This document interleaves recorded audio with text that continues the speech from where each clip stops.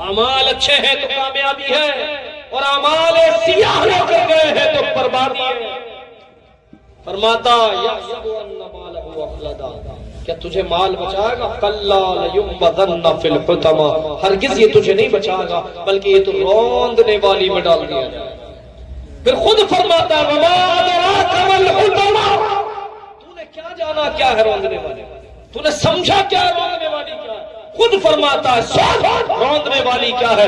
نار اللہ الموقدہ، وہ فرماتا اللہ کی آگ ہے جو بھڑک رہی ہے۔ اللہ کون ہے جو اس رب العالمین کی بھڑکائی ہوئی آگ کو بجھا سکتا ہے؟ میرے عزیزو، اس آگ کو ہمارے بس کی نہیں ہے۔ اعمال تو اتنے گندے ہیں، اعمال تو اتنے برے ہیں، صبح سے شام تک رب کی نافرمانیاں، اللہ کو بھولے بیٹھے ہیں۔ رمضان کا مہینہ گزرا ہے نا، لگتا تھا کہ مسلمان ہیں، رمضان ختم، نمازی ختم، مسجدیں پھر ویسے ہی جیسے پورے 11 مہینے رہے۔ میرے پیارے بھائیوں، مسجدیں آباد کرو، پتہ نہیں کب روح تن سے جدا ہو جائے۔ اس حال میں اگر جدا ہو گئی کہ سر سجدے میں تھا، زبان پر رب کی پاکی تھی، سر سجدے میں تھا، کہا سبحان ربی الاعلیٰ، سبحان ربی الاعلیٰ، سبحان ربی الاعلیٰ۔ اس حال میں اگر پروردگار سے ملاقات ہو گئی تو سیدھے جنت میں چلے جائیں۔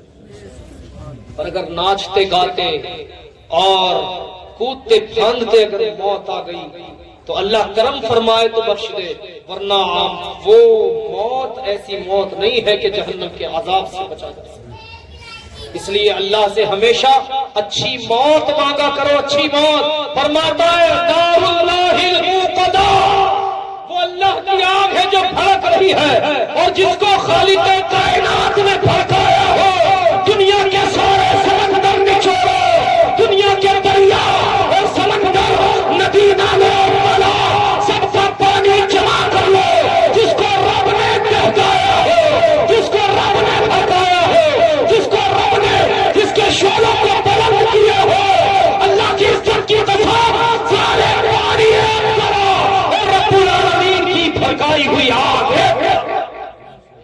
ان پانیوں میں وہ جرت نہیں ہے، سارے سمندر سوکھ جائیں گے، ختم ہو جائیں گے، لیکن دوزخ کی آگ نہیں بجھے گی۔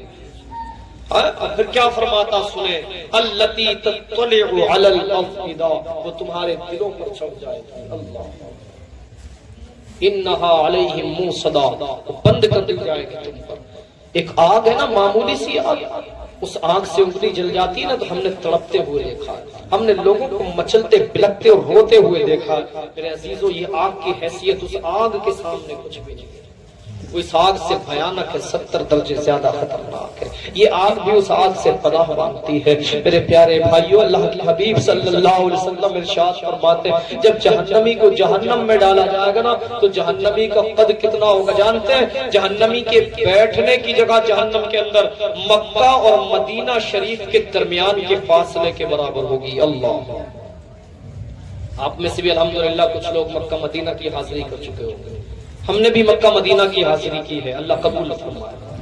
مکہ شریف اور مدینہ شریف کے درمیان کا 450 کلومیٹر کا فاصلہ ہے، اور حضور صلی اللہ علیہ وسلم فرماتے ہیں کہ دوزخ میں ایک دوزخی کے بیٹھنے کی جگہ اتنی ہوگی جیسے مکہ اور مدینے کے درمیان کا فاصلہ ہے۔ اور ایک داڑ کے بارے میں ارشاد فرماتے ہیں ایک داڑ جہنمی کی احد پہاڑ کے بارے میں، میرے بھائیو اتنا بڑا ہوگا، اور پھر کھال اتنی موٹی کر دی جائے گی، اتنی موٹی کر دی جائے گی کہ 70 گز یا 70 ہاتھ، اللہ اکبر، چوڑی کھال کر دی جائے گی، جہنم میں ڈال دیا جائے گا۔